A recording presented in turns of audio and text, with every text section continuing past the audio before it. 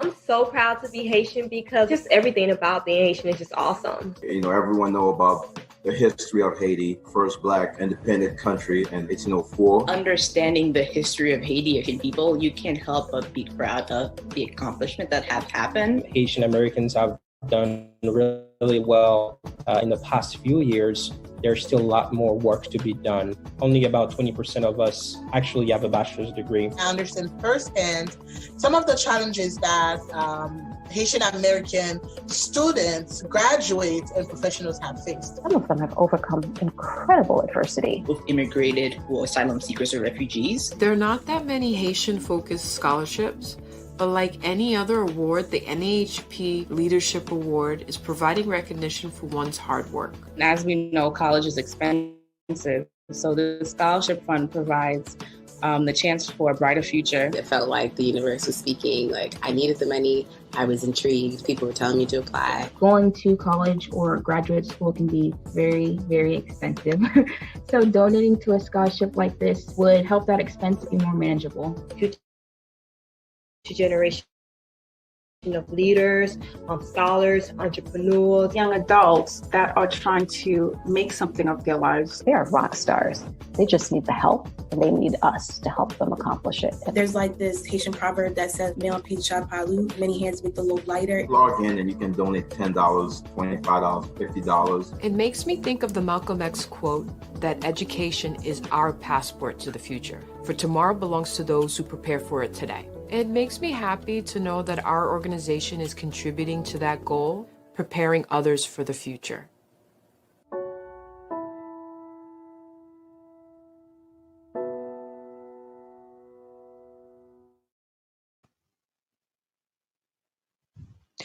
Good afternoon, everyone, and welcome. My name is Dr. Ketsia Alert Sadler, and it is an honor to be here to speak to you this afternoon.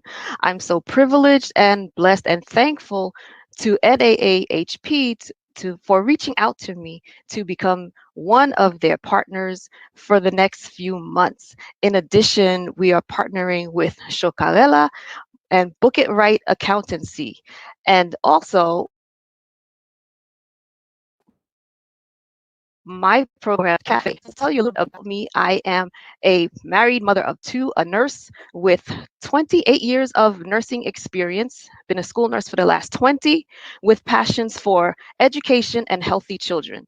And so today you'll get a little piece of what College Cafe offers. Our motto is no more, pay less, which means that the more you know about the college financial aid process, the less you will have to pay.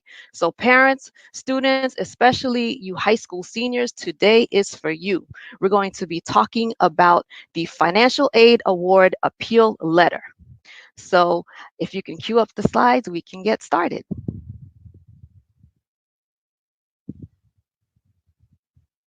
I'm accepted, now what?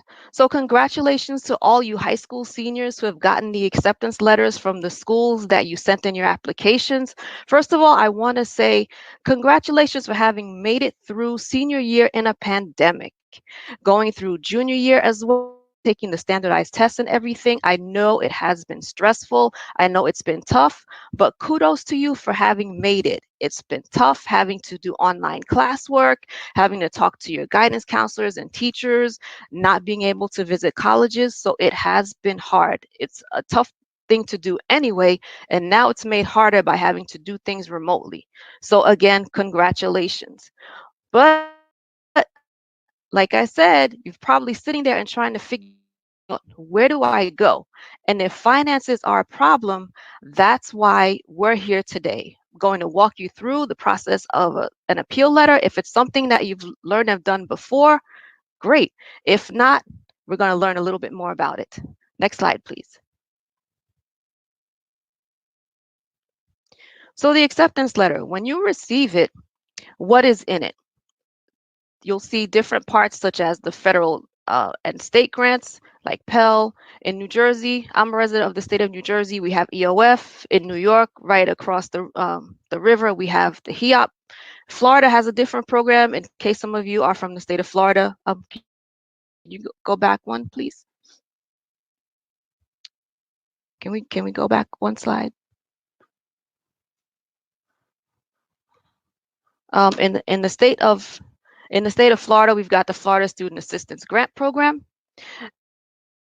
and then sometimes you have the federal loans. The interest is being paid by the government. It's not accumulating while you're in college. And then the unsubsidized, the interest is accumulating while you're in college. There are also school-based scholarships and grants, which depend on your major, your GPA. Sometimes they're based on finances as well. There are also school-based loans.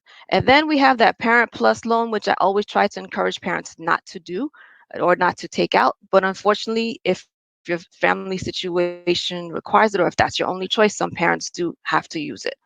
And then we have work study. I put work study in parentheses because it's not really considered part of financial aid, but for some students who are awarded this amount, what it does is give you funds so that you don't have to constantly call, text, or ask your parents to, or grandparents or whomever to send you, or Venmo, Cash App, Zelle, any monies for you to be able to buy books. So your work study is a job on campus that you can work a certain number of hours. And being that it's on campus, the advantage is that your professors know you can work it around your class schedule.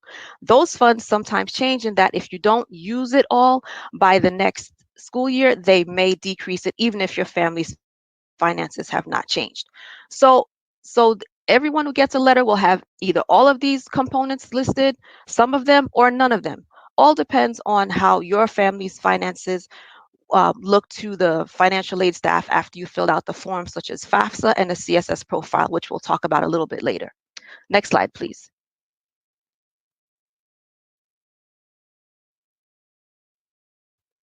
So I want to talk a little bit about the types of colleges and universities because the different schools may have an impact on the funding that you are awarded. So when we look at public versus private schools, so we're talking in the state of New Jersey, Rutgers versus Princeton, or in New York, we're looking at a SUNY versus a Cornell. The private schools sometimes and usually have more endowments, meaning they have more financial aid available from people who've graduated, who left a certain scholarship for a particular student majoring in whatever their area of interest is. The public universities get more funding from the state, so they may not always have as much money available.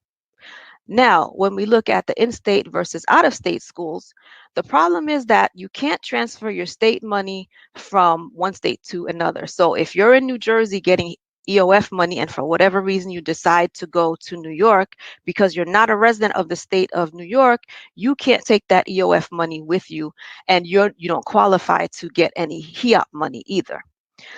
So that's something to keep in mind.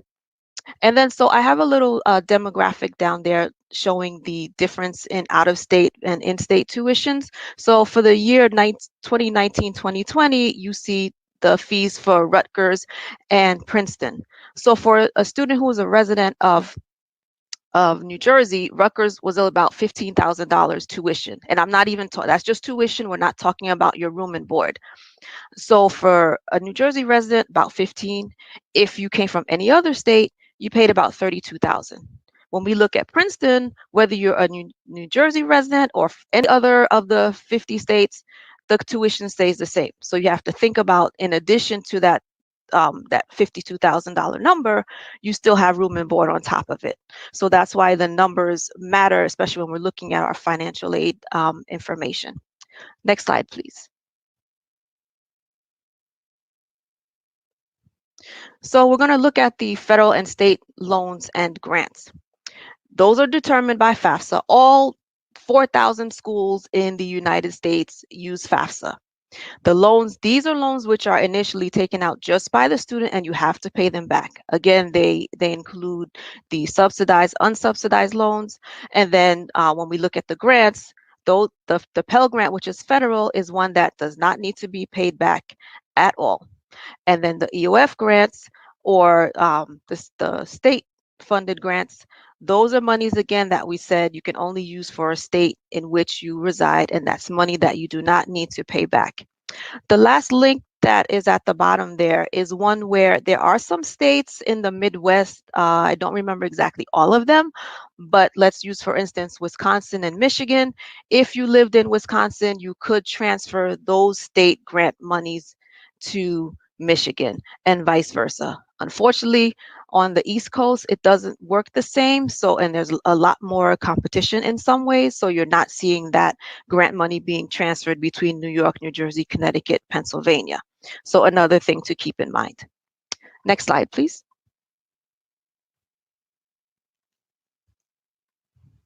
So the TRIO fund is one that, again, they're federal funded programs that the schools develop programs for and apply to the federal government to get. And there's a few of them listed there.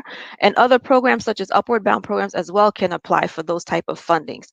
So those are funds that if you went to a school that had funds for that particular program, you could be awarded that amount of funding, but it's not monies that you could apply for yourself.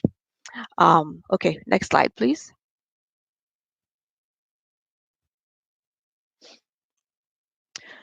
So let's talk about the school-based scholarships and grants. They're also based on FAFSA, the form that you have to fill out, which is for free.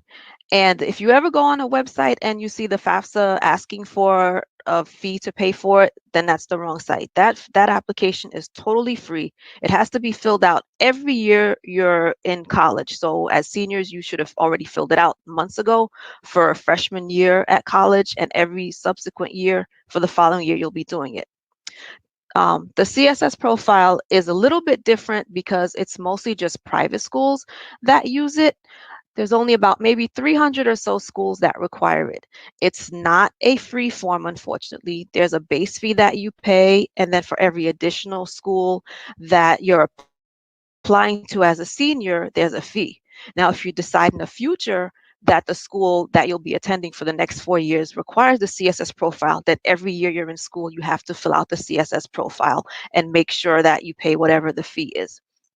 So that's really, like I said, to these school-based scholarships and grants, where sometimes the scholarships are based upon looking at your finances and or your grades. And I always tell families, let the schools tell you no. Don't always say that, well, I think I make too much money, so I'm not going to fill out the forms. You never know. Even if your finances may not allow your child to be awarded something on based on finances, but if there's a merit scholarship and they have your financial information, your child still may qualify. So always fill out whatever paperwork they ask you to fill out.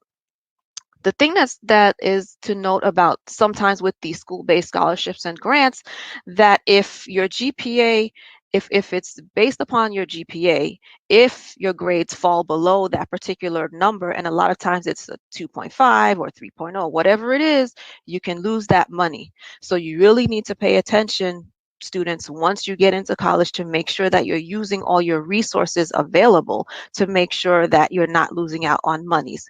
And again, the school-based scholarships and grants can only be used at that particular school. So if you go to Princeton and decide you want to transfer to Cornell, you can't take that school-based money with you.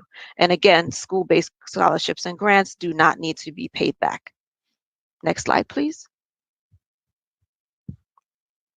Okay, the Parent Plus loan, as I had said in the beginning, that is a loan which sometimes when you look at the financial aid package for your child, it looks as if it's monies awarded to your child, but it actually isn't. That's monies that the parent would have to apply for in order to pay for their child's education. What some schools will do, though, is if the parent applies for the funding and they're rejected, sometimes the school will increase the child's financial aid. There's not a guarantee of that, but it is an option. And you can either apply through federal programs for the Parent Plus loans and other private resources, and depending on the school, they may provide you with the information on how to apply for that Parent Plus loan. Next slide, please. Okay, front-loaded financial aid packages. If you've never heard of that term before, it's okay. I myself wasn't aware of it until about 3 or 4 years ago. So what the front-loaded financial aid package is one where your child is going to a school that say it costs 50,000, the school awards you 30, that meant out of pocket you're only paying 20,000. The following year, your family's finances have not changed at all, and for whatever reason, they've decreased your package. So that's a very good question to ask financial aid officers when you're touring the schools, or right now, if you're a senior, to email the financial aid office to find out, okay, will my child still be able to get the same financial aid package if our finances do not change next year? Of course, we know that tuition and costs may increase, so if the costs are increasing, will my package still be the same in order to balance what my out-of-pocket costs would be. Next slide, please. Okay, so on this slide, I have a sample financial aid awards packages just to show you what the numbers would look like as far as why parents would need to fill out the Parent Plus loan. So if we look at School A, both schools cost $50,000. School A awards a student $40,000, and that's just the student's money. It's not including any Parent Plus loans. Now, when you had done your financial aid forms, such as FAFSA and CSS, it said that out of pocket you can only pay about $10,000. So if you've only got $10,000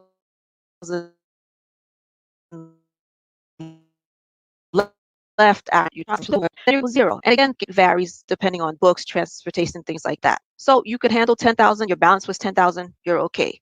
Now School B only awards your child $20,000. There's a balance left of 30.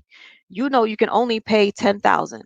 So where is that 20,000 coming from? That's why some families end up using the Parent Plus loan. So some schools will offer the Parent Plus loan in order to pay that balance. So that's why I usually talk to parents, and I do other webinars where we talk about how do I not have to take out these Parent Plus loans? And those are scholarships that your children should have been doing since the beginning of the school year. And even there are other scholarships that students can apply for starting as juniors in order to get scholarship money, so that out of pocket, that red 20,000 decreases, so parents not have to take out very minimal of the Parent Plus loan. Okay, next slide, please.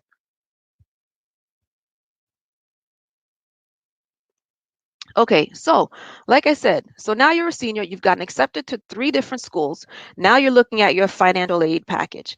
I recommend that sometimes if you're a visual person like me, you may need to set up a chart where you're putting the school's name, the amount of federal money you're getting, the amount of in school-based scholarships, work study, things like that, just to compare the schools. The main thing though is that you can only compare apples and apples and oranges, meaning that we're only comparing state schools. So for New York residents, you can only compare SUNY schools to each other. You can't compare a SUNY and a Cornell.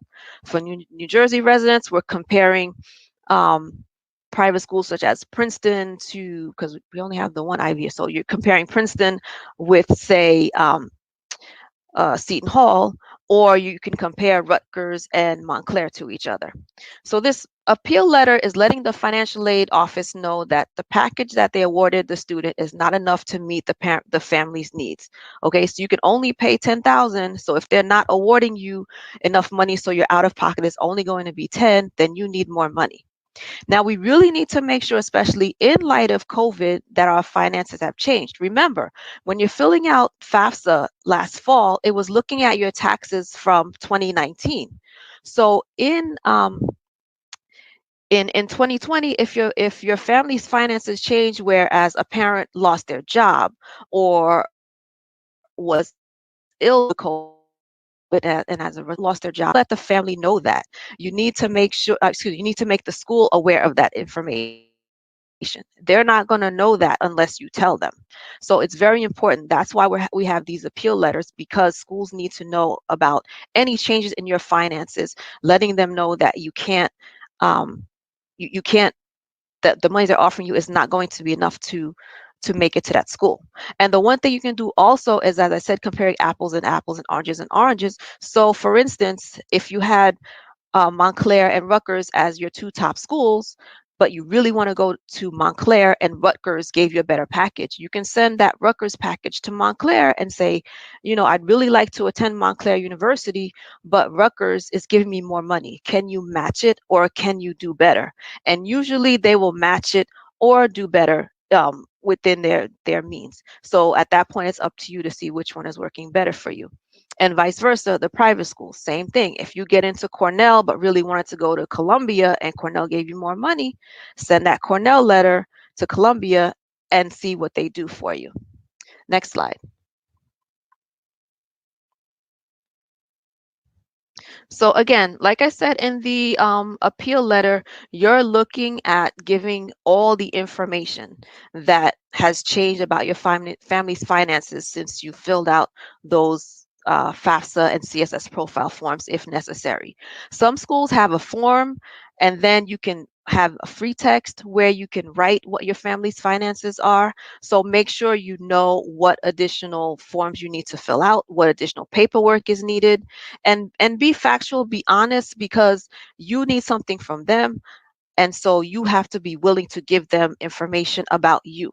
And don't miss deadlines, because a lot of schools are going to say that our deadline for this particular for the appeals is such and such a time. And I know that right now, May 1st is the deadline for you to submit your deposits to whatever college you decide to attend. So we've got about 13 days to get that done. So once we're done today, I would suggest definitely that you sit down, write your letter, you know, proofread it, whatever needs to be done. That way you can make sure that all the information is in there. And I know families who have done it, and an appeal can also be done in future years as well. If your finances have changed, you can always write that appeal letter. If there's anyone who's currently in college who's listening to me, you can definitely do that. And I've helped families do that, where they wrote the letter, because it needs to come from you, because you're the ones who know what your situation is. So it has to be personal. I would just help you to make sure that, you know, you're putting things in the correct order, and maybe help you to make sure that you're navigating and putting the right information there. Okay, next slide, please. Okay, so we're here at the last slide. So that's pretty much most of what I wanted to tell you. What you see there are my contact information. There's a Facebook page. If you're on Instagram, you can also follow us there, College Cafe _. My email address is there as well. If you send an email to me, I would definitely put you on the email blast. I send out emails about twice a week with information on the college process, scholarships that are coming up. And what I try to do is put the subject of the scholarship in there, so you know whether it applies to you. And if your children are only in elementary school, that's okay, because I sometimes get resources for that as well. And I also send out internship information for students who are in college as well, because again, you know, you still need money while you're in school. So definitely always make sure you ask the questions. Always make sure you stay in contact, because that's how you'll find out the information. And make time. If your schedule is so busy, maybe you might need to set aside a day or an evening where that's your day for checking out on emails. You don't want to miss out on any opportunities for getting funding. So I see some questions in the chat, so I'm going to start addressing those first.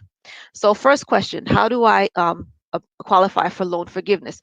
It really depends. So yes, if some people are in the Peace Corps, there are programs for them.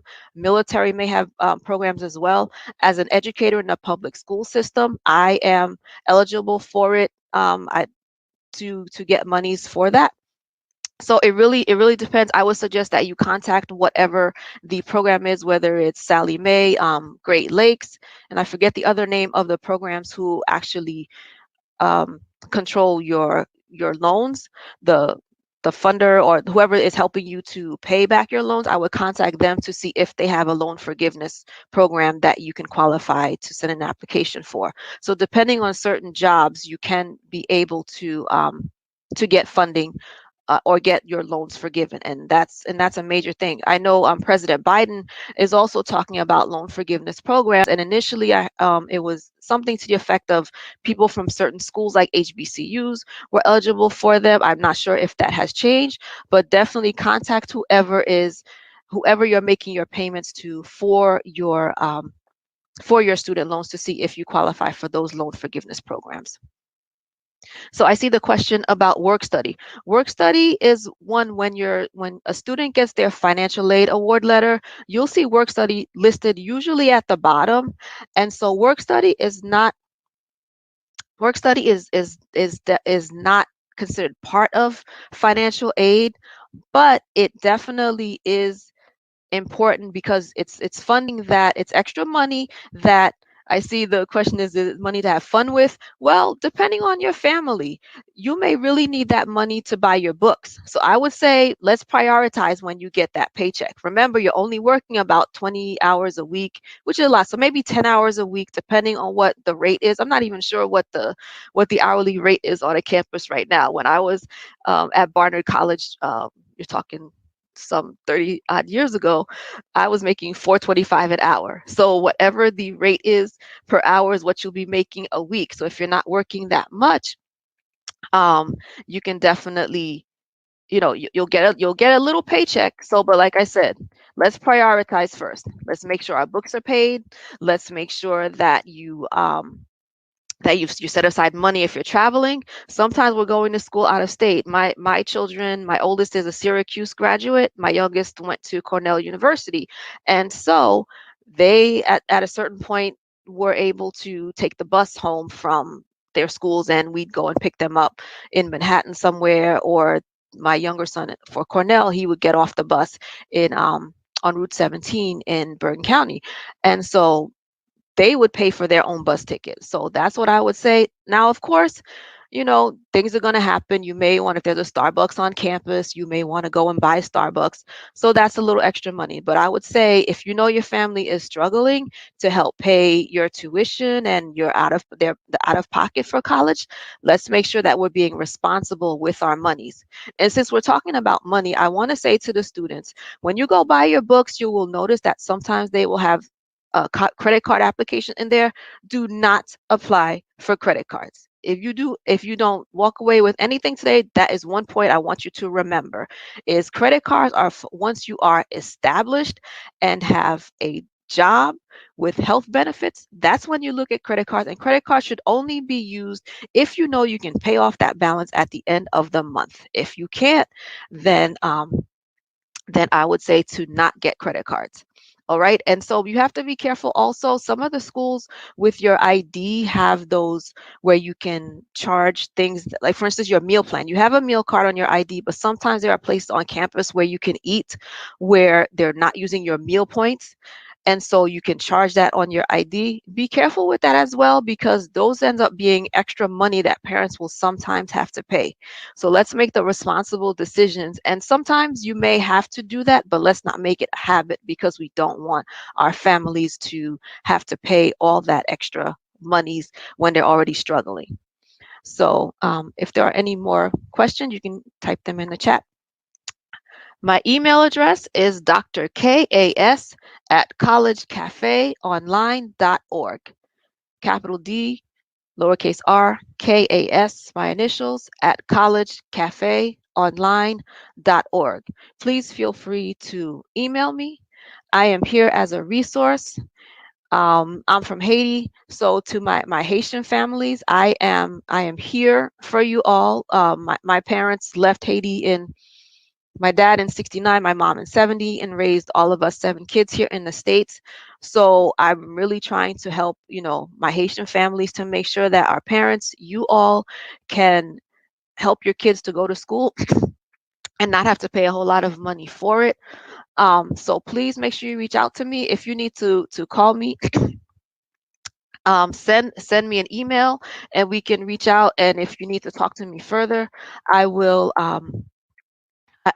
call you, leave me your email or your phone number, your cell number, and I will definitely call you and talk to you. We've got, like I said, I'm excited to be partnering with NAAHP and Chocarella Book Accountancy for next few months of workshops. In May, we're going to be doing a workshop with a good parent partner, friend of mine. She has a program called Parent Matters, and she is the guru of internships, all types of programs to make sure that students have exposure Because definitely you have to be exposed, because honestly, when you are only 16, 17 years old, people say to you, what do you want to do when you grow up?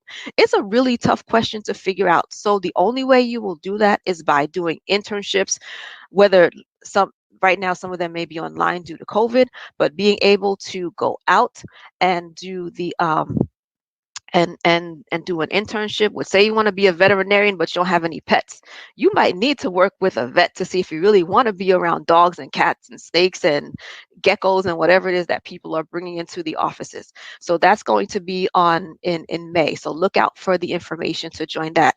And of course, May 12th, NAAHP is sponsoring a workshop on your college planning, on building your college resume, because when you get to college, excellent grades are great, but they want to see, what are you doing in your free time? What clubs have you joined? Do you have a job or an internship? What do you do during the summers? Summertime is really important for any parents who have students who are juniors or lower years in high school. Definitely summers, I always recommend to do programs on college campuses, because that gives you an opportunity to be able to explore different majors, take classes on campus for credit. And so what that does is, if you graduate high school with about 30 credits under your belt, that means that's about almost a year's worth of time that you can shave off of your college time, which less time you're in college, less money is coming out of your pocket. So definitely make sure that you join that workshop so you can know how to build your college resume. And like I said, when you are in college, future employers will want to know if you have actually worked during the summer. My older son, when he was a junior in college, the summer between junior and senior year, he worked for a local company here in Bergen County, which allowed him to make money. I think he was making about $14 an hour. And in addition, they offered him a $5,000 scholarship. So that was monies that they gave to him. We sent it to the school, so that helped to increase our out of pocket. So sometimes certain programs that you're part of, that was part of the United Negro College Fund, even though he was not a UNCF, at a UNCF school, he still was able to join that program and get this internship, make money in the summer during college, and get money towards scholarships. So your summer hours are going to be very, very important. Don't forget, donate to the NAAHP Leadership Award Scholarship. And please make sure you donate to NAAHP, because they're doing a great service out here to the community. So make sure that you support the program. Are there any more questions from anybody? Okay, so like I said, again, thank you again to my partners, NAAHP, Shokalela, Book It Accountancy, and of course, College Cafe, my program. It is my way of giving back and supporting our community and making sure that our children are going to college and not having to pay a whole lot of money for it. So follow us, check out the website, follow us on Instagram and Facebook, and we hope to see you the next time. Have a great day.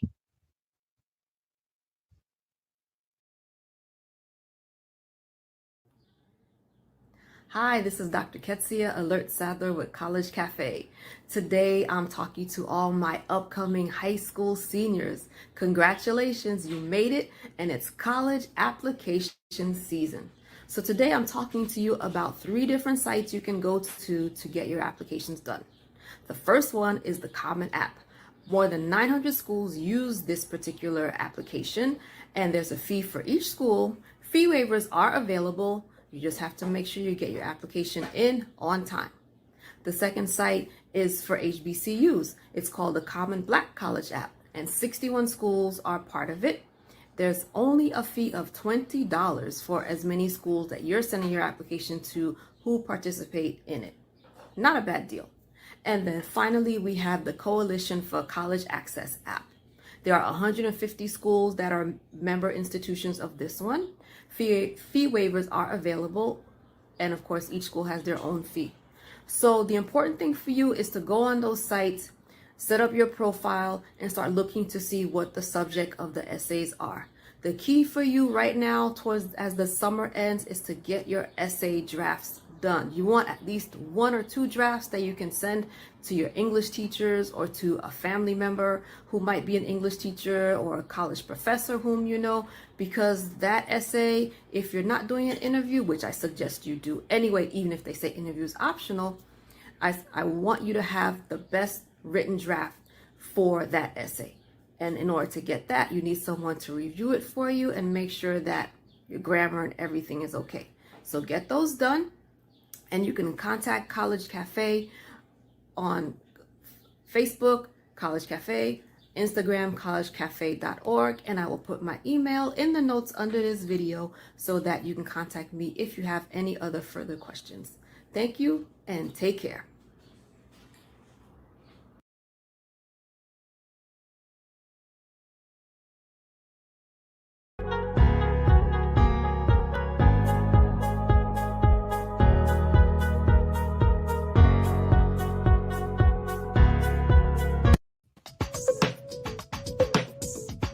So proud to be Haitian because just everything about being Haitian is just awesome. You know, everyone know about the history of Haiti, first Black independent country in 1804. Understanding the history of Haiti or Haitian people, you can't help but be proud of the accomplishment that have happened. Haitian Americans have done really well in the past few years. There's still a lot more work to be done. Only about 20% of us actually have a bachelor's degree. I understand firsthand some of the challenges that Haitian American students, graduates, and professionals have faced. Some of them have overcome incredible adversity. Both immigrated or asylum seekers or refugees. There are not that many Haitian-focused scholarships, but like any other award, the NAAHP Leadership Award is providing recognition for one's hard work. As we know, college is expensive, so this scholarship fund provides the chance for a brighter future. It felt like the universe was speaking, like I needed the money, I was intrigued, people were telling me to apply. Going to college or graduate school can be very, very expensive.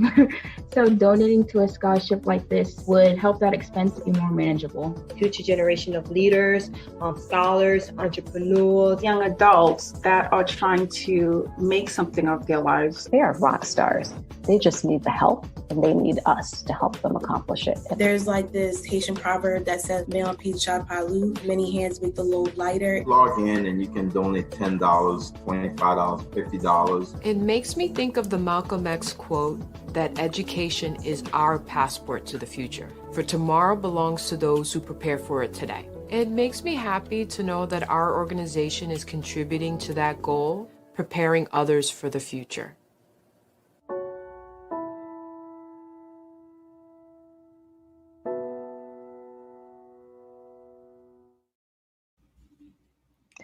Good evening, good evening. Welcome, welcome. I am Dr. Ketsia Alert Sadler, and it is my privilege to be presenting this evening and having this program with the National Alliance for the Advancement of Haitian Professionals. Thank you so much to the team who reached out to me, and we have an awesome partnership that is going on for the next few months. I want to thank also some of our other partners, Chocarela Media, Book It Right Accountancy. And tonight we have a new partner, Parent Matters. And I'm very excited that Miss Rona Vega, the CEO of Parent Matters, is our guest this evening. And I'm just going to say a little bit about what Rona has been doing with Parent Matters, because we have so much information to give you that your head is going to absolutely explode. So what I like about Rona's description is that rather than keeping powerful and life-changing resources to herself, Rona began using Parent Matters as a vehicle to share resources and empower parents around the globe with educational tools and resources to help their own children find their passion and succeed. I don't remember when I met Rona, had to be about maybe 3-4 years ago, but she and I have been kindred spirits, like the yin and yang. We feed off of each other, we share information, because we're trying to get information out to you, the parents and the students, so you can have the future that you deserve. You can find Parent Matters also on YouTube, on Facebook, on Instagram. She launched a program called The Power of Exposure, Youth Inspiring Youth. It's a powerful conversation with young people who want to share their journey and help others achieve the same.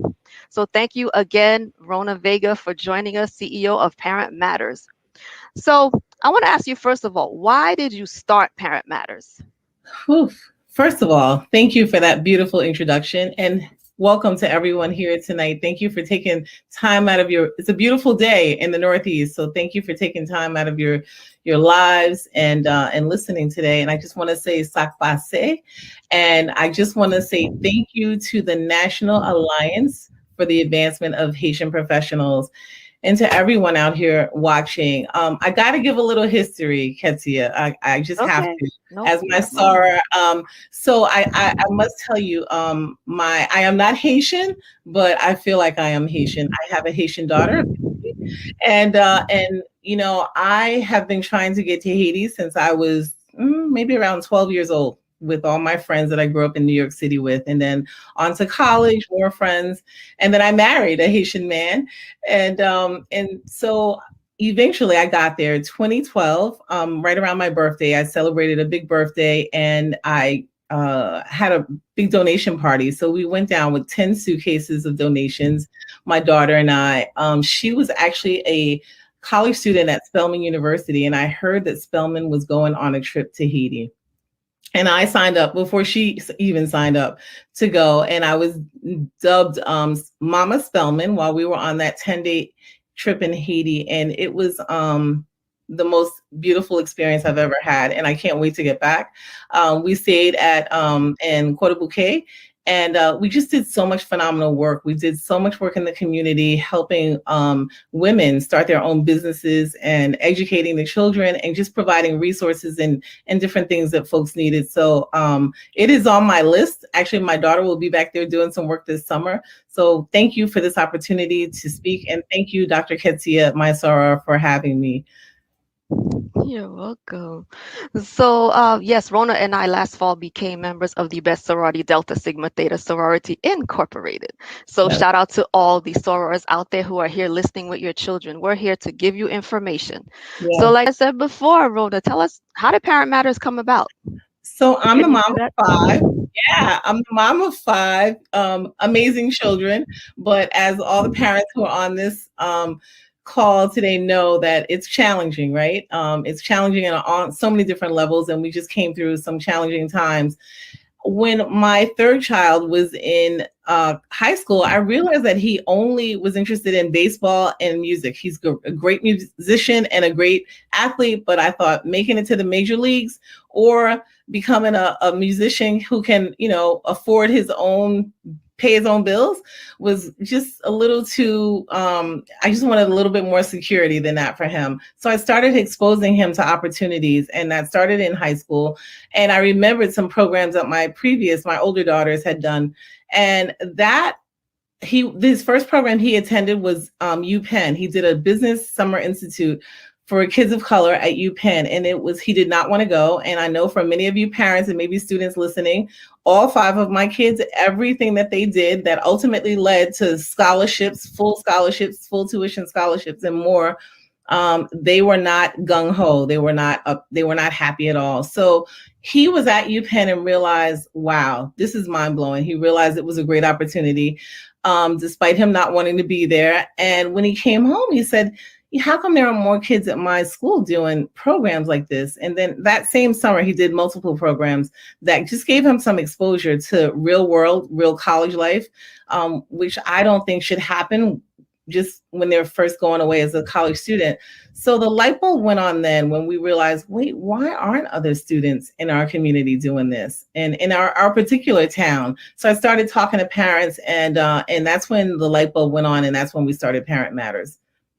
Okay, and I see that you've had awards and all different type of things that the program itself has garnered.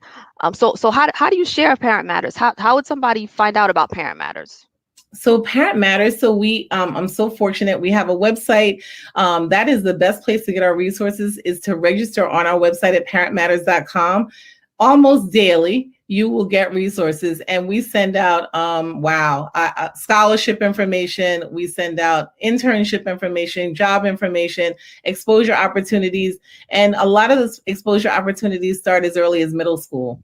And, a lot of the information was based here in the Northeast and in the New York, New Jersey area.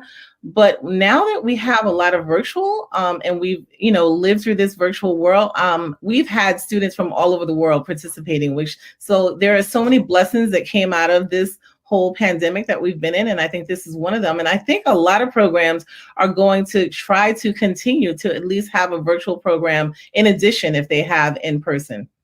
Okay. So as you said, your son did that program at UPenn. So how important, we need to tell the students, how important is it to do a program when you're in high school and even middle school? What does that do for a student? Oh my gosh, it opens your mind. I mean, he called home and said, "What's summering in the vineyard?" And I knew at that point when he said that he was with a different level of economic students who would come from a different economic base. And that's good because it boosted his confidence. He wasn't sure he was going to be able to complete college. He always was questioning all that kind of stuff. And it gave him an opportunity to see that, hey, I can do this. I mean, the program is so robust. It's called LEAD and LEAD Summer Business Institute, and they're all over. My daughter did the program at Cornell and Hampton University. My other son did a program at Northwestern, and my other daughter will be doing the LEAD program at Northwestern this year. It leads to so much. The network. My son said the most important thing about being at UPenn was the network that he made, the friends that he made, the network with the professors. And what happened is 2 summers after that, he was looking for an internship. And before he even started his search, one of the young people he was in the network at UPenn with sent him an email and said, "Hey, you want this internship on Wall Street?" And lo and behold, and that's what happens. You get to work on those soft skills and you get to make those amazing connections. I often say my program is equivalent to golf. So a lot of us don't play golf. It is definitely on my bucket list, but I always heard growing up that maybe, people, when they're playing golf, they may share information. Hey, your kid needs an internship or needs a job or needs this, or wait, there's this scholarship. And so this is what we're doing. I feel like there's a lot of hidden information, hidden resources, and we've been uncovering it. And as they say, you build it and it will come. I think God definitely heard my prayers or heard what we were doing and said, I'm going to just flood them with so much information. And it is unbelievable, the amount of information that I'm still getting on a daily basis that we've just never heard of. I know, because I get a lot of it from you, and then I'm sure you have people sending you information as well. Say, I know you send out information to students, so here's some information. So I know that the programs definitely have an impact as far as giving you college credits. So can you speak to some of your children's experiences with getting college credits through these programs, or other students who got college credit, and how did that impact their college trajectory, or maybe how it affected it? Right, definitely. The college credit. So there are a couple of ways to get college credit. And, I'm really not happy with many high schools who don't make this information readily available. So as parents, I have to say to you, just, before we even go on, graduation from high school and college begins in grade school. It really starts early, and you really got to start exposing your kids. I mean, even when you're out on vacation, wherever you are, just find a nearby college.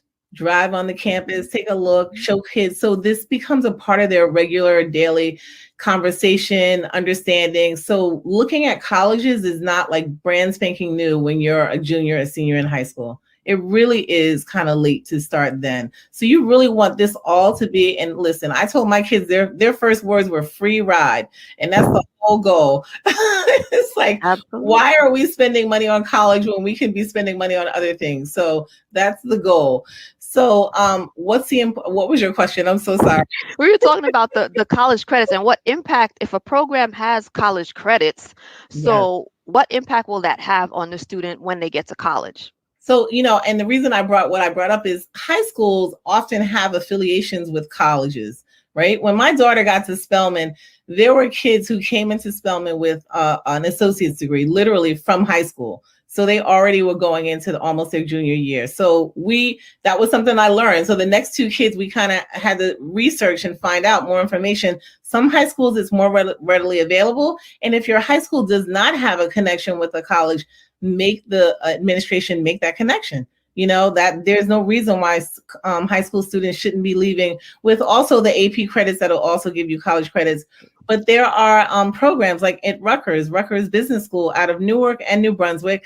They have a program for juniors in high school, and it's called RBS for short, and RBS Prep. And they, one semester from January till May, they just graduated. My daughter was one of the graduates, and they're a full semester of a business class. And when my son, who did this program a few years ago, got to his college, it placed him at one of his higher management classes. He's a finance major. And so we were like, oh, okay. So, you know, and that was free. The program used to be $50, an application fee. It is absolutely free. It's every Saturday. It's like 8 till 1. We had to get my son to Newark this year. It was remote. So kids were doing this program from all over. And programs like this are feeders, right? So if there's a school that you're thinking about or your kids are thinking about, that's why you have to really start looking in middle school and start having these conversations about what might you want to do, or what kind of campus you want to go to, or because you want to start looking at these programs. If you want to go to MIT has a ton of programs that are free that you could start doing as early as middle school. And sometimes this is how you feed into, it's no guarantee you're going to get into the school, but these are where a lot of the programs are. And don't let money defer you from or prevent you from applying, because so many of these programs have scholarships. Right. Trust and believe. And you know what happens is they have scholarships sometimes because not enough kids apply. So then they're just giving out money. My kids actually, they've gone to programs, they didn't apply for the scholarships, and they were offered scholarships because they didn't have enough kids applying. And then they were calling me, do you know nieces? Do you have nieces and nephews or someone? So it's out here. So don't ever let anything prevent you from applying. Don't even think, even as, you know, students, oh, well, maybe I won't get, or maybe I won't get that scholarship, or maybe I won't get that internship. Every application is just a learning experience also. It's preparing you for all these applications that you're going to be completing through life. So go for everything. You'd be surprised. So I want to go back on the piece where you mentioned the free ride part. So let's talk about that Rutgers program. You said it's absolutely free and you can come out of it with credits and not have to take an advanced course. So for the parents out there, 3 credits. Whether you go to Rutgers, I don't even know what the tuition is. Say it's $500 per credit at Rutgers. Let's look at some of the Ivy Leagues like MIT. It's probably $1,000 for free. You're getting $3,000 worth credit. About that, parents. So if your child is able to do programs throughout the summer and rack up those credits, that is less money coming out of your pocket. So let's start thinking forward. Free ride. That's the key. Free ride. Free ride is definitely the vocabulary. But I will tell you this, not every program is going to give you college credit. That is just one of, you know, the ones my kids did. But in high school, sometimes you're offered, like the high school 2 of my kids went to offered them courses through Syracuse University. It was already the course they were enrolled in. But if we paid I can't remember what the fee was, but it was considerably less, you know, than what we would have paid for that course at Syracuse University. So I say take the advantage of all of that. So my kids graduated high school usually with between 12 and 15 credits. And you want that. You want them to have that jump start.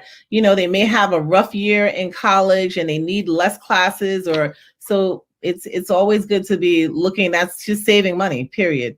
Right. So I'll speak on my family's experience. My older son went to summer college at Syracuse between his junior and senior years of high school. He got 6 college credits. And then once he got accepted into Syracuse, he was also accepted.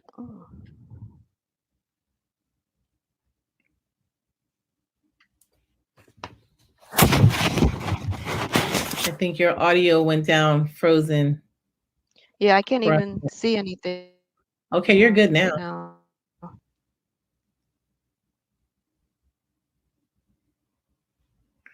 Oh, so I see a question in the chat. I don't see anything. So while you're getting that together, I see Mr. Leonard is in high school and said he's really thankful for the video. We can hear you, Ketsia, just so you know. Well, we could. Now we can't. So someone asked about the program I spoke about is called the Lead Summer Business Institute. I'll type it So our tech can put it in the chat. Summer Business Institute. So while we're waiting for Ketsia to come back, I just want to just move on and talk about some of the, just some of the steps you want to take. I talked already about, graduation begins in grade school. So educating our children really begins at home.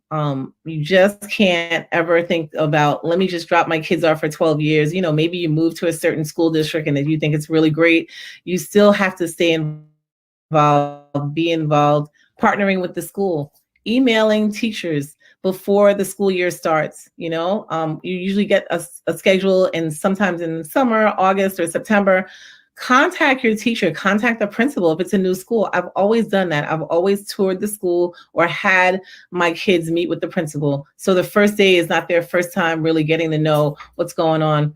When I email teachers, can you guys hear me? I just want to make sure, because I know that I don't see Ketsia anymore. Okay, so when you email teachers, introduce yourself, introduce your child, and let them know that what your child's strengths are, what their weaknesses are, what you're expecting for the school year, and then give them a green light to let them know that, listen, please communicate with me. Here's my email address. Here's my phone number. Just stay in contact with me. Don't wait until, I've always told school professionals that don't wait until things go awry. Just as soon as you see something that might seem a little bit strange or off, reach out to me so we can work as a partner. And I will tell you, I know that we don't always have enough time to volunteer and do volunteer work in the school, but I've had teachers, professionals, administrators are human beings.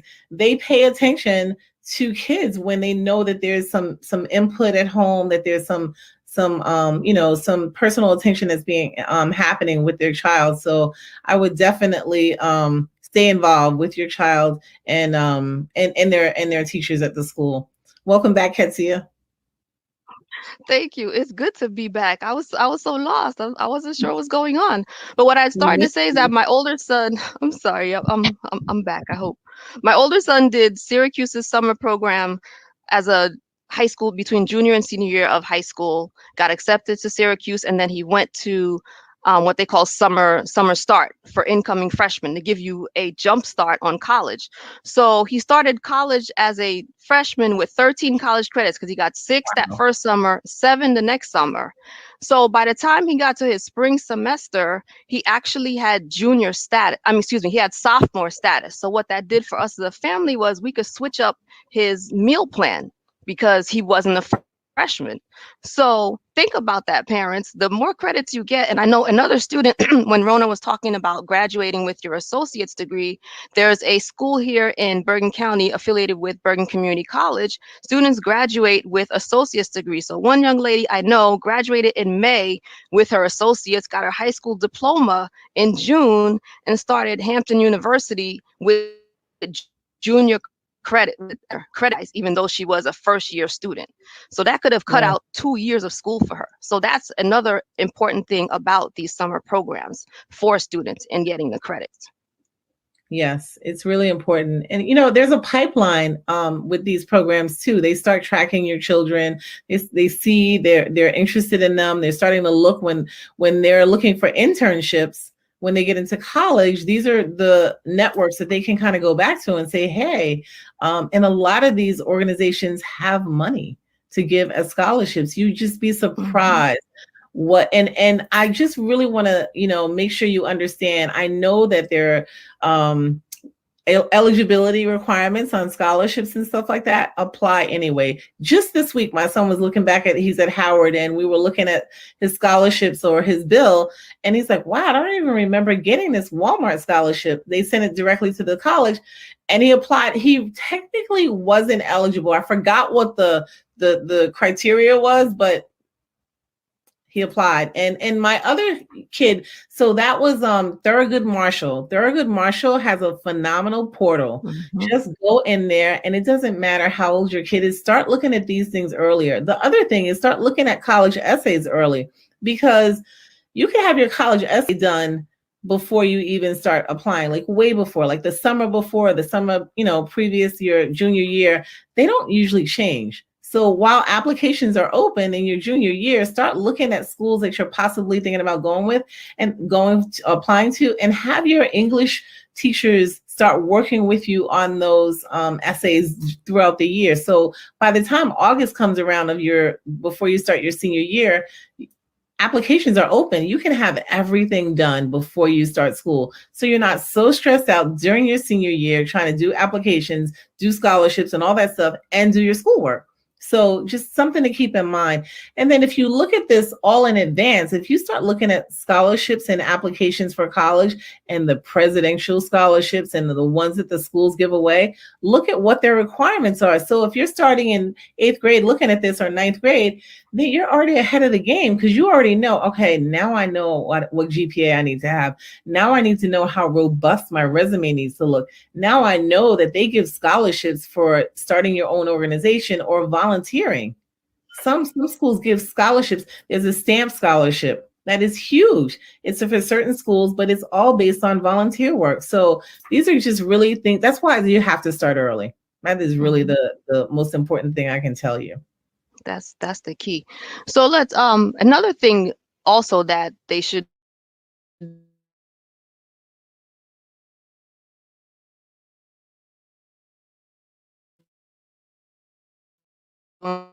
taking it. And do you recommend also doing the prep course before the PSATs? I've always said to do the prep course before junior year, because you want to be strong in that PSAT. Yeah, that PSAT can amount to some definite money. And so, yeah, if you can do that, I did not have that knowledge with all of my children, but it definitely, I work actually with a strategist an SAT prep strategist, just a phenomenal brother here in Essex County, New Jersey, who it's so funny. I was talking to him yesterday because he does a lot of work in the community in addition to helping. And I remember telling him a score that my daughter is looking to get as she's going into her senior year. And he said, you did not say 1600. You should only be shooting for a 1600. And I'm like, okay, you're right. So there are strategies. And I had no idea. My other kids had no idea. So we've learned this over the last few years. And taking the test early as possible is huge, because then a strategist can help you pick apart the things you got wrong, the questions you got wrong, and help you pinpoint. When you talk to students who've gotten 1600s or 1550s, which my interns have all gotten over 1550, they basically said it's all about strategy. And there's so many things, and there is a piece of this. You have to know this too. Math is huge, right? So you have to be aware of what math classes have to be taken before you take the SAT. And so some middle schools don't offer certain math courses so that you can get to high school and lead into that. So these are things that talking to folks early enough and finding out is really, really important. But the goal when I talk to my interns is shoot for the 800 on the math. And some people, there are so many strategies around this that it's just mind blowing. And many people in our communities just don't know. So here I am to make sure you understand and know this. And on my website, there's connections to a lot of these resources and people as well.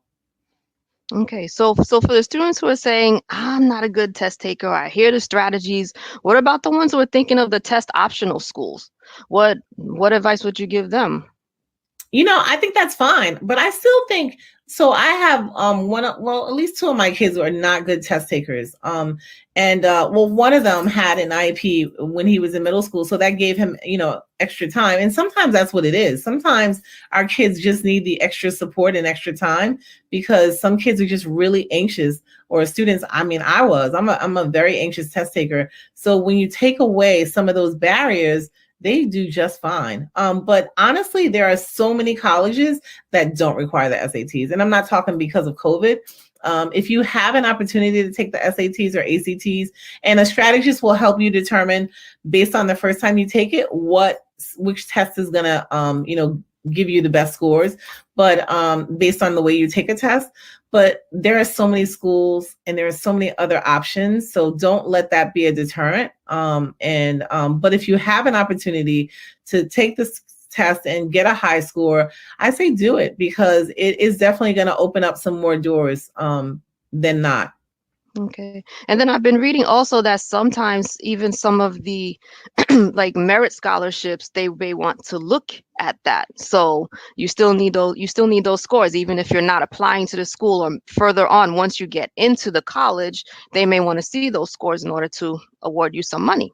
Definitely. So that's something good. Yeah.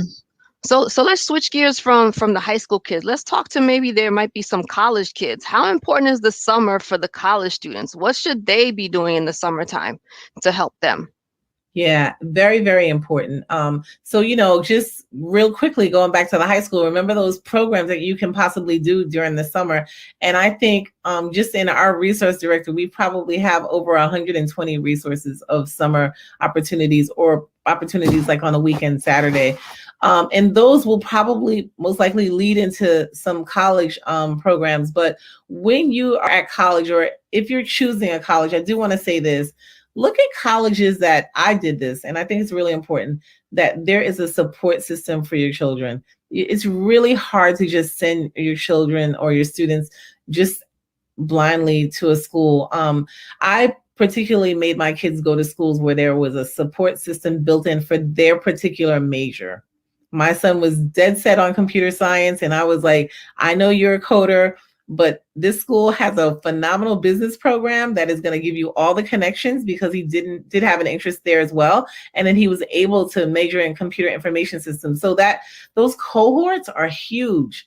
They put you out there. They have all the guest speakers coming in. And it's important to choose colleges that have the opportunity or the ability, or they have a track record of giving you opportunities to intern. So when I hear college students home and not interning and can't find an internship, the first thing I say is, what's happening at your school, and why aren't they helping you? And so that goes back to the department you're working with, the majors. So before you choose a college, so we have a college a list of our connections, college connections on my website. And so there are people, I always suggest reach out to the parents of these kids that have gone to these schools, reach out to the students, have a good conversation, have a list of questions you want to ask, because you really want to make sure you're going to be connected, because internships is everything. And the more I talk to CEOs and folks that are, sharing opportunities, I actually spoke to a gentleman recently who does the hiring for the Department of Interior for the government in science. And he was just really upset because he said that he just could never find enough people of color interning and having internships on their resume. And that's the pool they go to when they're looking to hire. So that opens up every door. That's how you get your toe in the door, your foot in the door. So internships are huge. It's just another way to also explore and figure out if this is really what you want to do, right? Rather than committing. So it's kind of, giving you that in. And I know when my son interned with the city of New York, as he did some asset management for the comptroller's office, he knew this is not where I want to work. This is not where I want to work. So, and so it just wasn't a good fit for him. But I think it's really important that internships are just, you have to participate in internships once you get to college. Otherwise, you're going to graduate with 5 million other people, and they're going to have some other people are going to have a leg up on you, because you won't have those connections. So would you say that sometimes having a GPA that's high is great, but having an internship may have carry more weight than a high GPA? I think having a well-rounded resume, going into college, I think that's what's going to open those doors to get you the merit money, and I think that's what happened with my kids. And so well-rounded, meaning you got some academic programs on there, maybe some athletics, some volunteerism is huge. But, so I think that definitely when you're looking at scholarship, once you're in college, there are still a lot of scholarships that are offered once you've proven yourself that first year. Listen, a lot of kids don't do extremely well their first year. It's such an adjustment. That's why it's important. They're adjusting to so many things. One being away from home, Maybe they were real super smart in high school and now they're with a cohort of super smart kids and they're not that one anymore. So there's a lot of adjustment. That's why I think sending them off, even for a week-long program in the summer, before they get to college, just gives them that little bit of exposure, confidence, and a little bit of understanding of how to handle themselves once they're away from home. It's a huge jump, going from high school to college. No, absolutely. So what would you say are some of the barriers that you've seen as to why students are either not accessing these programs or taking advantage of these opportunities? So one, I definitely believe that's why we created Parent Matters in this pipeline is we don't even know. We don't even know. Like once my son did a program at Goldman Sachs and JP Morgan Chase, then we saw Black Pathways and we're like, he's getting emails. And so they like shooting me emails. They're like, Mom, we didn't even know this existed. So I think that is one thing, but now that I'm sharing, so we don't have that anymore. You have to take the time to look at these opportunities. I know we're all stressed, we're all taxed. Create a village. This parenting is definitely not something you can do in isolation. And I'm so fortunate that I have a village. And I will ask any and everyone to be a part of my village. Ketsia is a part of my village. And, I don't know what your kids are like, but my kids don't necessarily listen to me and my husband. It's just the way it is. And I'm not going to get into that whole psychology. You really want other folks to be able to, so an aunt, an uncle, someone in the community, a mentor that you respect, that has their ear. I was doing my walk this morning with my husband and I ran into one of the gym teachers at our high school who is such so connected to the kids. And I said to him, I see so many scholarships in our community that were not applied for, or they weren't completed. The applications weren't completed in full. And I said to him this morning, and I'm like, listen, we are going to tap you from now on, and you're going to be our in with the kids, and you're going to do the check-in. And so we have to have a village. It's too much to do by yourself. It's just too much. The whole process is very, very complicated. So you kind of want an editor in your crew, somebody that's looking at the essays. I tell my kids, don't send any important emails or essays out or applications before someone reviews it, maybe two eyes. So it's intense. It's a lot of work. But that's why we're here. And Parent Matters actually offers services. We do success Zooms where you can sit with one of our coaches and they'll help you fill out an application. They'll go through our whole resource directory. And so it's so great to see so many parents email me and say, hey, my kid got into that program that your coach helped them do. So we have to do this as a village. We can't do this alone. I didn't do it alone. I'm not doing it alone. And so I really suggest you tap the village, find a village. If you don't have a village, I'll be a part of your village. Me too. Yes. We're here. You got two. No excuses for anyone in the audience. You have two resources that you can reach out to right now. So I wanted to go back when we were talking about for the college students and the internships. So can we talk about how it doesn't matter whether it's paid or not paid? It's the impact is the experience you're getting. Because I know my older son, his first summer out of college, had an internship that he was not getting paid for, but the experience from it allowed him the following year at a paid internship to get taken on a business trip with the company. Like, well, you did such and such.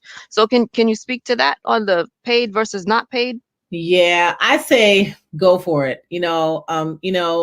I see a lot more internships paid, which I'm really impressed with. I'm not going to lie. But if it's unpaid, the experience is going to be worth gold. So I say go for it. I remember my daughter called I don't know if she was a junior or a senior in college. And she says, this internship is only paying $1,000. And I remember saying, do you have $1,000?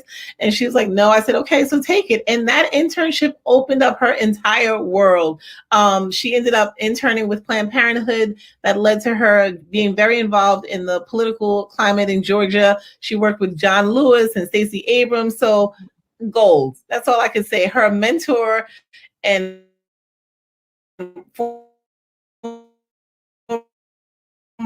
so it's the connections, the people, and she still relies on those same connections and people. So you have to do it. You have to do it. And if it's just one summer with an unpaid internship, so then we'll figure it out. But make it happen. If like the money is really that important, I definitely say and do it. And some of these programs, actually in New York City, they have some programs that work with the youth employment. I can't remember what it's called. We used to work there, but where you can do some of these programs and get paid.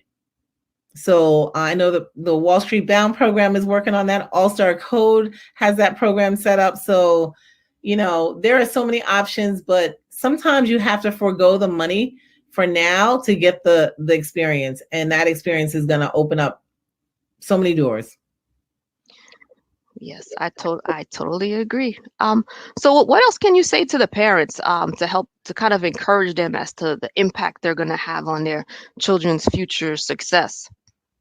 I keep saying start early, and no matter where you are, start. That doesn't really matter where you are right now. Just start that exposure, because once you expose your child to opportunities, it's going to be limitless. And I've literally shown up to track meets, football games, baseball games, wherever our people are. I go, I have flyers, I have business cards, and I'm like, sign up for this engineering program. It's free. It's this and that. And I know sometimes we're fearful, and maybe from our own personal experiences, right? So, or maybe we don't think they're really good in math or science. I say, try anyway. If they're going to fail at something, failure is a part of life, right? So let them fail while they're still living under your roof, and you can still nurture them back to where they need to be, rather than be 600 miles away and experiencing failure for the first time, or wherever they go to college. So make this an All-Star Code, which I love. There's so many programs that I have such an affinity to.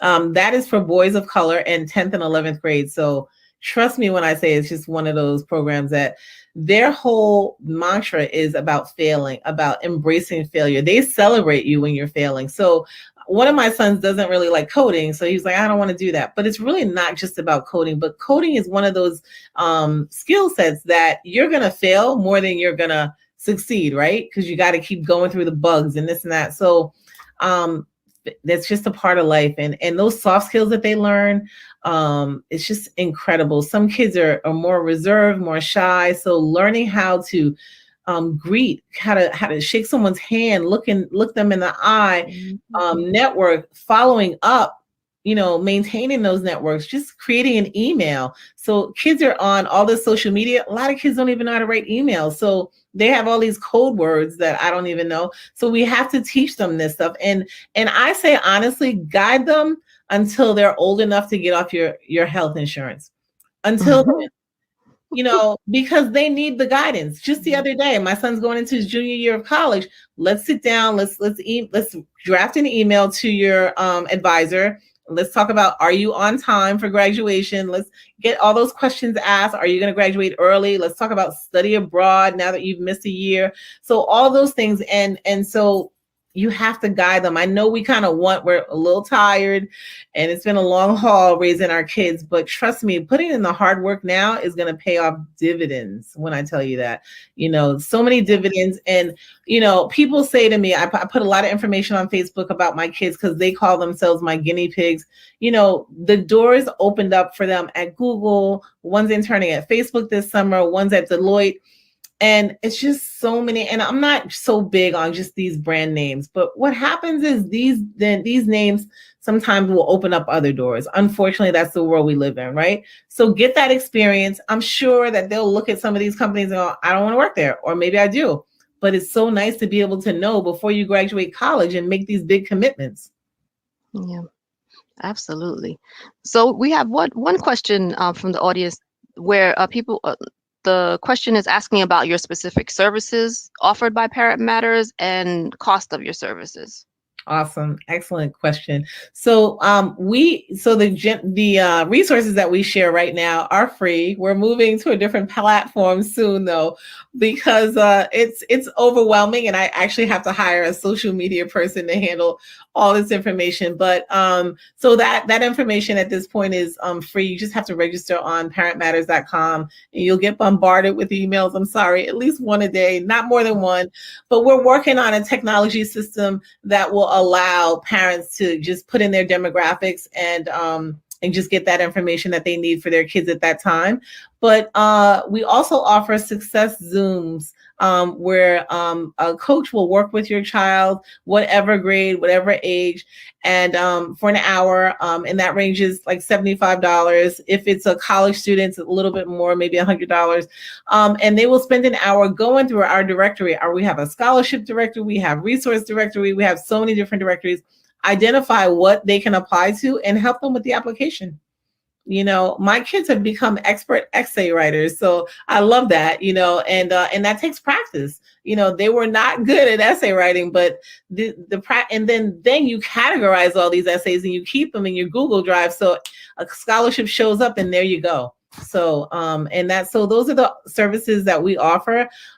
We help with anything under the sun, though. Honestly, as someone said to me, you help with conception of the child all the way to their graduation from college or beyond, actually, to their career, actually. So yeah. So it's been a blessing that we can share these resources and to see the lives that we've touched and changed. Yeah, no, absolutely. Like I said, Rona with Parent Matters, she's on my distribution emails from College Cafe, and then I send her things when I get them because there's information to be had. There's information. College Cafe deals primarily with the financial piece, but we do talk about doing these internships and doing summer programs because you want to make college affordable. So if you come to me and say, what was that woman who was on the NAAHP workshop back in May? I don't remember. I will connect you with Rona because she'll help you with that application, or like I said, whatever scholarship she has, I will have and will send to you because we want your children to be successful. We want you as parents to be able to say, look, I helped my child with these resources, and it's okay if you don't know. Like Rona said, she didn't know. With my first son, I didn't really know everything. If it wasn't for a program called Operation Link Up that we found in Patterson that helped him go to Syracuse for that summer, he wouldn't be where he is today. So we need to share because the opportunities are available for your children. And don't be afraid. Like I said, a lot of times, sometimes we hold our children back because we don't know what they're capable of. But if you don't put them out there, we'll never know. Yeah. And another thing Rona may do with her kids, as I do with mine, and I ask other parents to do, is where is your child's strength? What is their skill set? What can they do best? Find those opportunities and strengthen them. Yeah. But if they don't, that's okay. Then we as parents have to expose them. And that's what Parent Matters talks about. It's the power of exposure. The kids need to see other students who look like them doing certain things, going to different places. So that's what we're here to do and help you out with. Yeah, that's huge. And, you know, it's so important because, you know, if your kid has never been interested in math or engineering, don't keep them from trying an engineering program, because we have an engineering program locally that is just mind blowing. And they made it fun and exciting so that kids wouldn't be, you know, I don't know any engineers. I just didn't know. I mean, I know now as an adult, but growing up, I just didn't know. So a lot of times that's a foreign word, or, you know, go for it. You know, there was a program that's paying $1,200 a stipend for information about medical careers. It was like a 6-week program over the summer at a local hospital where we live. And I said to my daughter, I know you're not necessarily interested in medicine or medical careers, but why not? Why not? You don't really know what you don't want. You know, you don't know what you want to do. Many of us are grown people. I used to tell my kids, I think I just found out what I'm supposed to be doing, you know, as a grown person. So don't ever keep them back and say, I don't think they'll really like that. You know, same thing with the coding, same thing with the business stuff. Everyone needs to know how to balance a checkbook, right? So that's why I sent my son to a business program, and now they're, you know, advising me on stocks and all that kind of stuff, and know about real estate and so much more. They're like checking their credit every day. It's so funny, but we have to expose them. And once you do that, I remember, I'm going to tell a quick story. There was a young woman at our local high school, and she said her son wasn't really feeling school. He was a senior. And I remember being at a tailgate party at a football game, and I'm trying to corral all these young men together. And I'm like, I want you guys to try this program at a Goldman Sachs. It's a financial literacy program. It's 9 months. It's every other Wednesday. Yes, you have to travel into the city, but trust me. And so there were all kind of crazy. My son was the first young person from New Jersey that did it, and I wanted to expose to other folks, and they were always looking for kids. And one young man came over and was like telling everybody, "You don't know what Goldman Sachs is? Well, let me tell you. Let's all do it together." So thank God he did this. And but I remember that mom saying, "Nah, he's not gonna like it." This young man changed his life. It started in October. By November 3rd or 4th, she calls me and she's like, he's shopping for suits because they had to dress. It was run by some Morehouse brothers, and she said, "I don't know what's happening at Goldman Sachs every other Wednesday, but this is changing his life." And he wanted to be well dressed. The director of the program, the CEO, called and said, "Who is this young man? He's in the front of the room. He's talking about stocks every week. He already has, so it's like hands-on." The first night you're there, they give you some stocks to look up, and you got to come back and report. So it's just phenomenal, and it leads to internships and money. So shout out to Fast Track and Steve Smart and Troy Prince at Wall Street Bound. He's just jumping off a program this summer. So reach out to me and I'll share that information with you. But there's so many different things. And I know sometimes we think, my kid won't really like finance, or they won't like this. How do you know? Just expose them. And if they don't like it, that's phenomenal. They can check that off the list. Right? Exactly. Like Rona said, let's have them make the mistakes now and figure out what they don't like before they're thousands of dollars, hundreds of thousands of dollars in debt and have a degree that they cannot do anything and cannot find a job to support it. So we really have to support the children. I know, like I said, my children too, Rona, they don't listen to me, but I know my older son, when he went to that program at Syracuse, the director ruled it with an iron fist. And he's like, I don't want to disappoint him. But he also didn't want to disappoint himself, because he said, I don't want to be sent home. So he did what he had to do that summer and worked hard and got into the school that he wanted to. But again, that's because I had to push him. When we first started going to the meetings in Patterson, he was not liking it. He said, I don't know anybody. I don't want to go.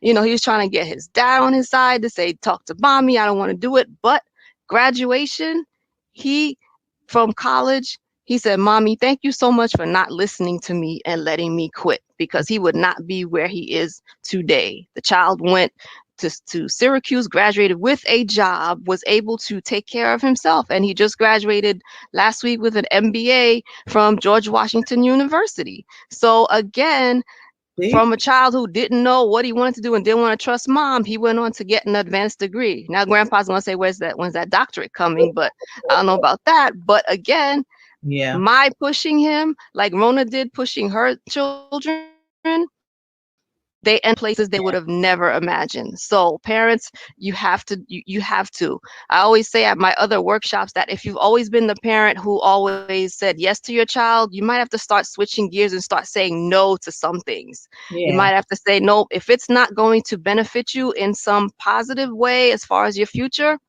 we might have to put that aside for a bit, because we have goals. We have things. Even if we don't know what you want to do, we're not going to say no to an opportunity that may open up into something.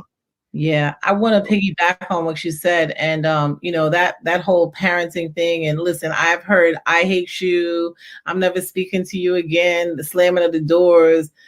They'll get over it.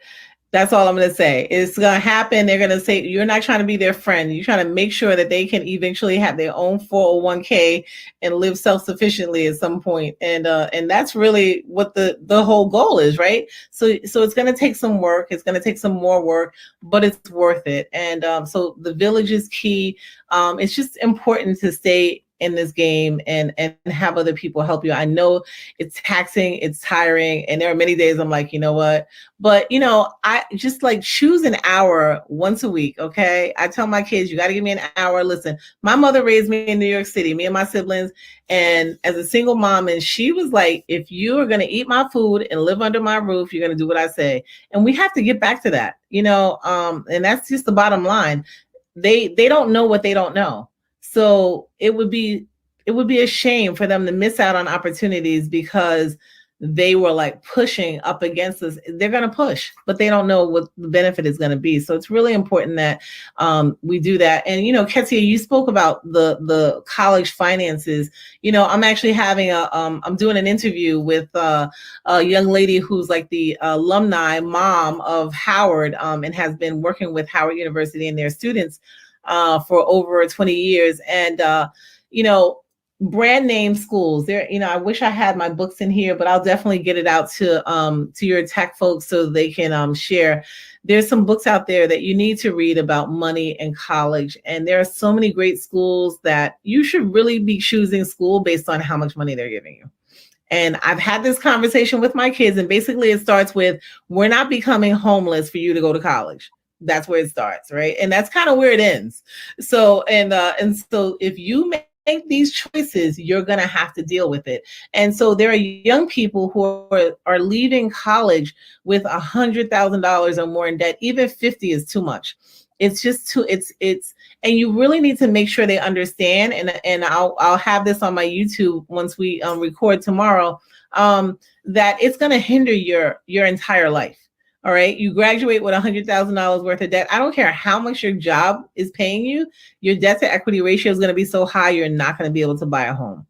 And you're going to be paying minimally $1,000 a month in student loan debt. So, and student loans follow you to your grave. So you just want to make sure you're not making those big mistakes. You don't want to hate your college because you ended up in so much debt. It's not that serious. The brand names, it doesn't really matter. Especially if you're going to grad school, unless you're doing something super specific,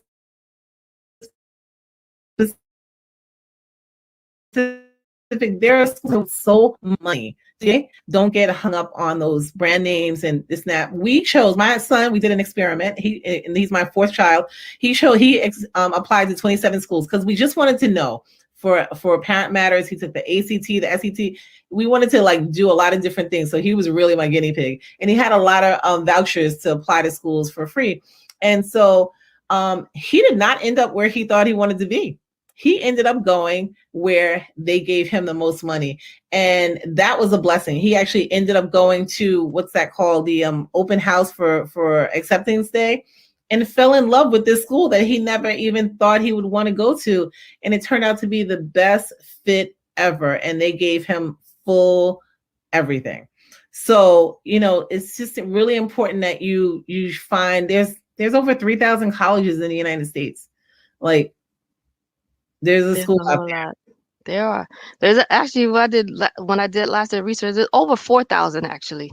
There's even more. So it's like I always say, there is a school for you. And yes, definitely go where you're going to pay the less out of pocket, especially for graduate school. Yeah. Doesn't make sense to be in so much debt. It doesn't. Right. And the gentleman, I heard a podcast yesterday, and he was talking about some of the biggest mistakes. And it was a 27-year-old that called in and said, you know, he's just got his graduate degree, but he's in like $85,000 worth of debt. And, you know, and so that is holding us back as a people. You know, my son, you know, did spoke recently at Juneteenth last year about economic Black wealth, right? That is holding us back. That debt, that student loan debt and we're the ones that graduate with the most student loan debt. So we have to change that. We have to change that conversation in our house with our kids. And because we don't see the money coming out of our pocket, you know, in the beginning, it doesn't really seem like a lot. We're just signing on a dotted line or on a screen or whatever for these student loans. Don't do it. So I'm speaking from experience, from my own personal, and some of my kids who did not listen. But trust me when I tell you, don't do it. It's not worth it. It's just not worth it. It will change your whole life. Nope, I totally agree. That's, like I said, that's what College Cafe does. We're talking about everything so that you pay the least amount to go to school, because there are way too many. There are schools that will pay tuition totally free. It's totally free. You're not even paying tuition at some of these schools, and we have those resources as well. And that money talk is a good segue, because next month, the workshops will be talking about finances for students, as far as you know, saving money, and then we're talking to the parents as well, looking at 401ks and retirement, all that kind of stuff. Because again, that's things that you can start talking about when you're in high school, even middle school. You know, some of the students, if you've got a business going, you can kind of even start your 401k even in middle and high school. So we'll be talking about that because we want to start creating that generational wealth and getting out of debt. That's so, so important. So thank you for bringing up that information about the debts. So let's see. I don't see any more questions. When you talk about debt, I just want to say one more thing about that. There are schools, and that's why you start early, that will pay for your tuition. They will pay for your meal plan. They will pay for your room and board. They will pay for transportation and your books. There are programs set up. Like we found out about this a little late, but it was at Howard. I can't think of the name of it. It's like a Howard STEM program, but and they literally pay for your undergrad, your grad, and your PhD, and everything else associated with that. So the only thing was you cannot have a C in high school. So my son, I think, had a C in chemistry, I think his freshman year. So that was the only, well, I mean, there are a lot of different eligibilities, and these kids travel the world. So like so there are a lot of schools that have this, but that's why it's really important by middle school, you're looking at this so that you start 9th grade with a clean slate and you're like, okay, I'm going to make sure I have exactly what this school is looking for. Mm-hmm. You know, unfortunately, most of us, just like me, we didn't know a lot of these things until, and real quick on if your kid's a student athlete, you know, understanding that whole piece about the NCAA. Like we found that out kind of like at a meeting, I'm texting the guidance counselor. I'm like, wait a minute, found out he was in the wrong English class in his senior year. Even though it was an honors AP course, it wasn't NCAA approved. Who would have thought? So that's so important that we make sure that we talk about these and get all the information you need way ahead of time. And just for athletes, I just need you to know, just being great at a sport is not enough. You got to make sure you have a certain GPA and a certain SAT. So these are all really important things that we need to make sure we know about as early as possible with our students. Absolutely. So we could probably talk for hours more, but I just want to thank you again, Rona Vega, Miss CEO of Parent Matters. Thank you so much for sharing your time and your resources, your information with our audience. Thank you again to the National Alliance for the Advancement of Haitian Professionals for having us. Also to our partners, Chocalela, Parent Matters, Book It Right Accountancy, College Cafe. We are delighted to be presenting you with information. So again, today we hope that you were able to get some new knowledge or enhance some knowledge you already had. Please make sure you reach out to us. You can find us on Facebook or on Instagram, on YouTube. So please reach out and no question is a dumb question like they've always said in school.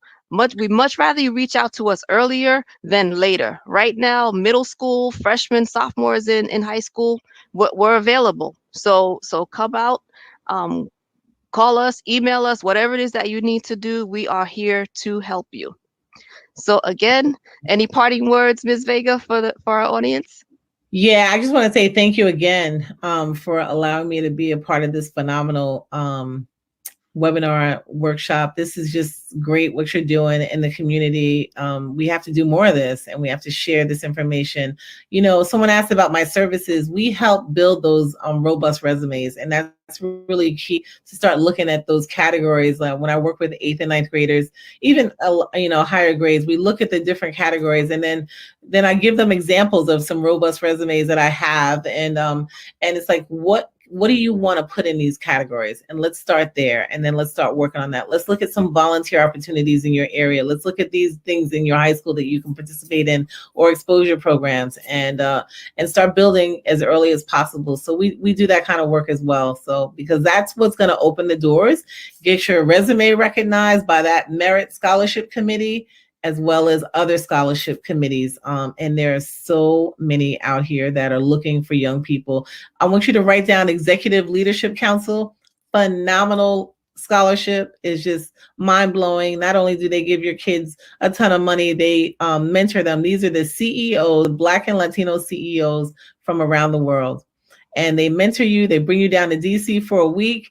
And my son's like, I'm on the dance floor partying with the CEO of Lowe's. And I'm like, you go ahead, boy. So there's so much out here. We just have to trust, believe, and use these resources and reach out to the village and let us be a part of it, Ketsia and I. And thank you again for the opportunity. Thank you.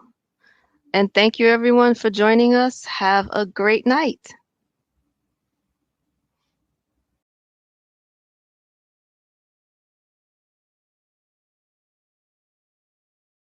Hi, my name is Antoinette Charles, and I'm a first-generation Haitian American. I was born and raised in West Palm Beach, Florida, and I moved to Atlanta, Georgia to pursue my undergraduate studies at Georgia State University. After graduating with a Bachelor's of Science in Neuroscience, I went to the National Institute of Health to become a post-baccalaureate research scholar. I'm currently a second-year medical student here at Duke University School of Medicine, and we will be starting our clinical rotations this year. Thank you so much for choosing me to be an NAAHP scholar. I'm so grateful for your donations and for your help in allowing me to purchase the supplies that I need to do well in my clinical rotations this year. Those supplies include textbooks and access to different question banks, which will be imperative in doing well on my board exams. Thank you so much for supporting me in my journey in pursuing medicine. And in terms of my clinical interests, I'm really interested in health equity, health policy, and medical journalism. And I'm also interested in pursuing a surgical specialty, hopefully neurosurgery. So this scholarship means the world to me, and I'm greatly appreciative of all the things that you're doing for me and the other scholars.